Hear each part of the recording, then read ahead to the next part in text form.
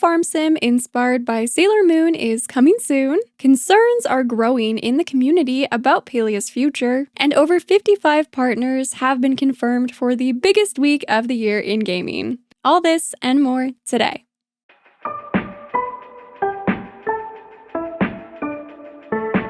Hello friends, welcome back to my channel. I'm Sarah Sunstone, bringing you the latest gaming news with Sunnyside Up.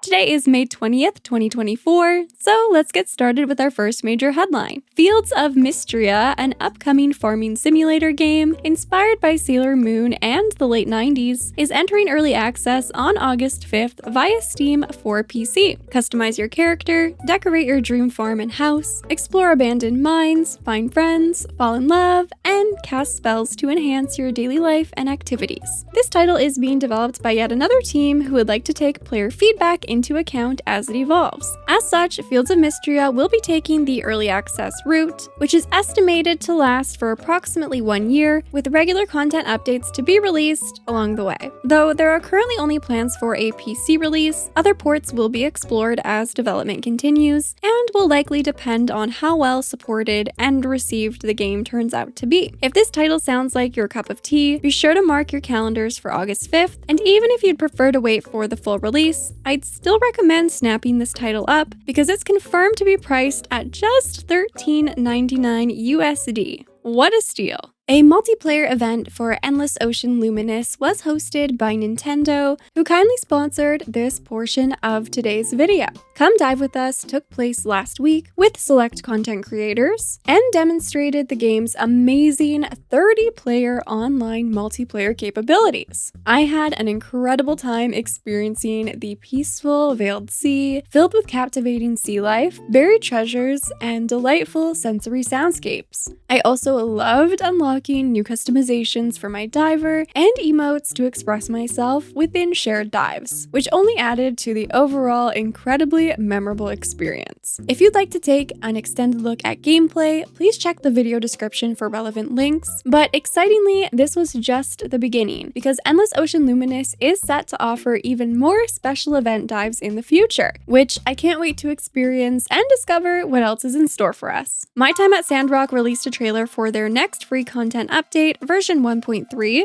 set to launch on May 28th on all platforms. Features include Sand Buggy Racing Circuit, a new attraction coming to Katori World, shareable rideable mounts, new weapons, including those designed by Kickstarter backers, plus new levels in the Dead Sea Ruins. The mechanics for having children are also getting an update, with a smarter system for determining their appearance, so they'll look more like you and your partner. Also expect various other improvements and quality of life updates with this patch, which will be accompanied by a Monster Whisperer pet DLC. The Witch's Bakery, an upcoming 2D adventure RPG set in Paris, developed by Sunny Lab Games, will be coming to Kickstarter. Live a magical life while you manage your store, visit iconic streets, and heal people's hearts with your baked delights. The team is currently working on preparing exciting rewards and stretch goals for the Kickstarter campaign, which I always find fun to browse through when they go live, although it usually ends up being nothing more than window shopping for me. If you love witchy vibes but don't want to wait, Magical Delicacy, an exploration platformer with a heavy emphasis on cooking, has announced that it will be coming this summer to PC and Xbox. The publishers, Whitethorn Games, also shared that the title will appear on Xbox and PC Game Pass at launch. Apparently, more news will be shared in the coming weeks, so we'll have to stay tuned to find out what else might be in store for us. And if you want to take your video game cooking into the real world, the official Stardew Valley cookbook is now available. This book features over 50 unique recipes celebrating seasonal ingredients straight from the game. It's available as a physical hardcover book or digitally as an ebook. Campervan Make It Home teases a sneak preview of their upcoming demo, which is the first we're even hearing about this. I wonder if this might be officially announced at the upcoming Wholesome Direct, or perhaps even sooner.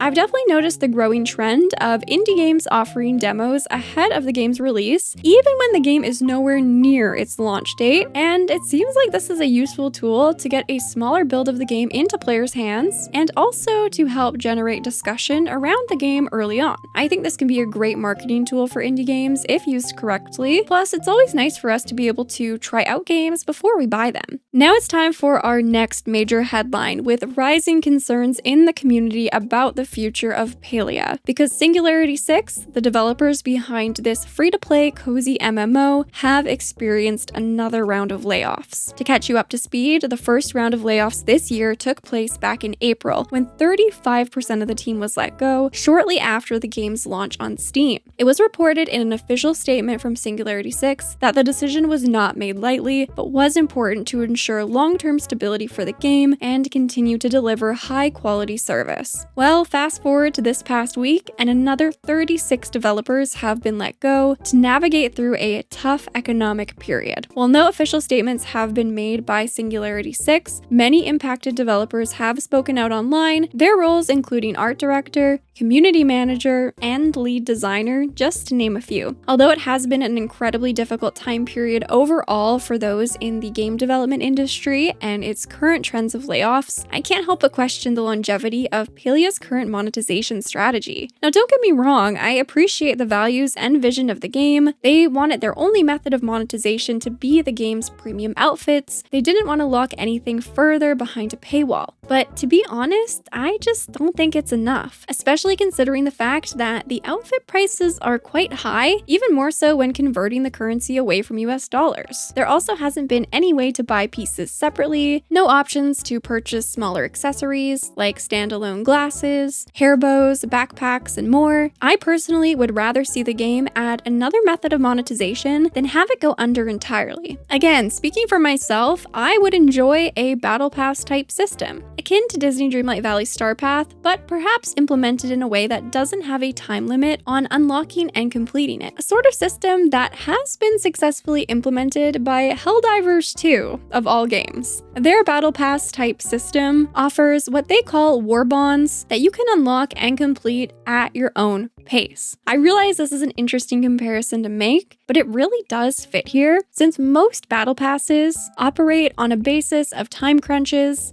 and somewhat prey on fear of missing out, which, to be clear, would not align with PALIA'S core values. I personally feel that if they kept their current premium currency for outfits, but added more of those limited time bundled deals and opportunities to purchase smaller accessories, and then added an additional premium currency, like, say, flow orbs, for example, which could be earned in-game and also purchased to be used with some sort of PALIA Battle Pass system. This might truly benefit the game in the long run, and then it would also give players options to purchase or earn through playing the game. But what do you think? I would love to hear your thoughts down in the comments with any potential ideas you might have, because at the end of the day, I just want the developers to be supported, and I want Palia to live on, because it offers so much to us already, all for free, and I truly believe it has so much potential in the long term. Next, on a lighter note, Disney Dreamlight Valley kicked off the Dreamlight Parks Fest event, introducing new activities that award you with exclusive event recipes and furniture themed after the Disney parks. Daily and weekly quests from your villagers who are joining in on the fun are also now available, plus 3 new achievements to complete, offering unique rewards. Alongside this event, a community challenge has been issued for all players to build their own Dreamlight parks. There is a variety of tasks to complete, with rewards unlocking for all players once a task requirements are met. The challenges and event will both be live until June 5th, so make sure to complete everything you'd like ahead of this date. Fashion Dreamer released the Retro Pop Fair update on the Nintendo Switch, available for a limited time. With this update, your wardrobe will be bursting with nostalgic looks from the past, and the addition of 56 new patterns, makeup, hairstyles, eye options, and, of course, quality of life updates. I personally never got into this title, but it is nice to see that the game is continuing to be supported by Nintendo for those who really enjoy it.